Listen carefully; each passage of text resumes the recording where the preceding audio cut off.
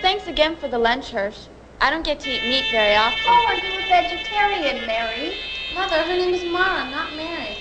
Get off my book, Judy. Can't you see I'm trying to read? I have to prepare for a seminar on Monday. Read, ha. All you ever do is eat. A vegetarian, but based more on economic than moral issues. Ah, well put, Mara. I remember trying to live on $1 a week myself. But you won't always be a student, Mara. I'm sure that as soon as you finish at the university, you'll be out doing editorial shots for Maclean, Chatelaine, all the other local publications. Great, if you want to spend the rest of your life photographing emaciated females in their underwear. Not just females anymore, Max. There are plenty of good-looking men on those pages, too, you know. Well, being idealistic is a noble aim, Max, but idealism doesn't pay the mortgage or put a car in the garage. And if you want to be a vegetarian, it can be done on strictly moral grounds. There has to be a compromise somewhere. Compromise is one thing, submission another. You don't always have to compromise, you know. Hirsch and I have done very well with our print and poster shop, and we've never sold a poster that I didn't like. Exactly what type of work do you do, Hirsch? Well, nature is my medium, really. With sculpture, I can capture an image in a different material and neutralize the colors. Oh, what materials do you work with? Oh, imagination and a touch of reality. By taking a piece of my environment, recreating it, and placing it in a foreign situation, I cause the viewer to perceive it in isolation and to therefore alter its context. You know, Hirsch and I are two entirely different people. Sometimes I don't think I know what he means by these things he builds even after 20 years of marriage. 20 years. And I can barely commit myself to 4 years of college. Well, I'm sure it's no bag of pretzels. You do learn to compromise. Everyone does, even those who think themselves above it all. Now, don't give any of those to your father. Right, we don't want to end up like what's-her-name's father. You mean you never buy any of your clothes? Sure, but they're secondhand too.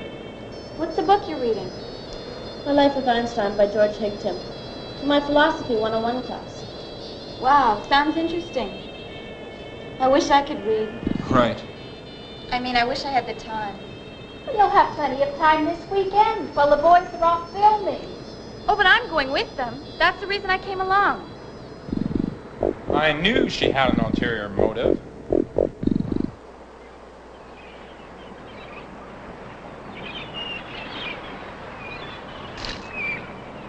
That was great.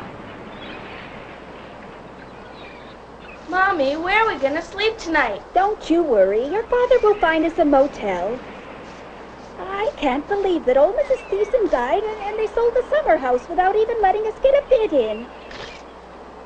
Still, there are plenty of motels in the area. I'm sure we'll be able to get rooms for the night. A motel? We'd better get our own rooms. I don't want to share with Judy. She's always in the bathroom brushing her teeth. Yeah, well, who has all the cavities in the family? It's funny. There was never any problem with them sharing a room until Rachel developed an interest in boys.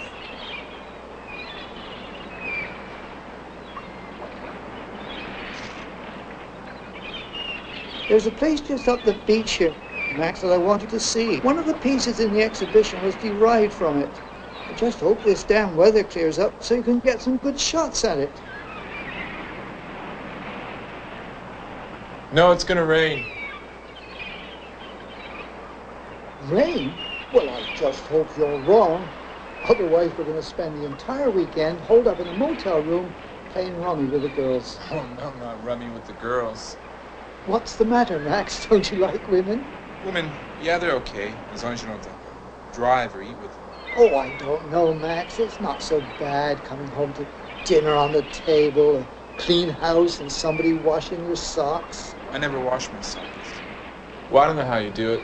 Supporting a family, running a business, and still you make the time to do your own creative work. But do you do it without the strength and commitment it takes? Do you give it the passion? Passion? Yes. You know, over the years, I developed these observations of my passions. There are three very distinct components: my life, my love, my art. Like a puzzle, they all interlock, and yet each is a piece alone, a very essential piece. And at any given moment, you can bet that one of them is driving me to the brink of lunacy. But at the same time, the other two are there, maintaining control, holding me together, keeping me sane. Sometimes Hirsch just drives me insane. Judy, you know you didn't bring any extra shoes. Now don't get your feet wet. Mom, I'm hungry. I hope you can at least get a motel with room Room service. service? You've been getting nothing but room service all your life, young lady. It must be very difficult trying to run a household and still help Hirsch with the business. I'm used to it now, Nora, but you can imagine me at your age. With Rachel not in school yet, me pregnant with Judy, and still going into the office 5 days a week. And poor Hirsch, just beginning to realize that drawing rocks from trees was simply not going to feed us all.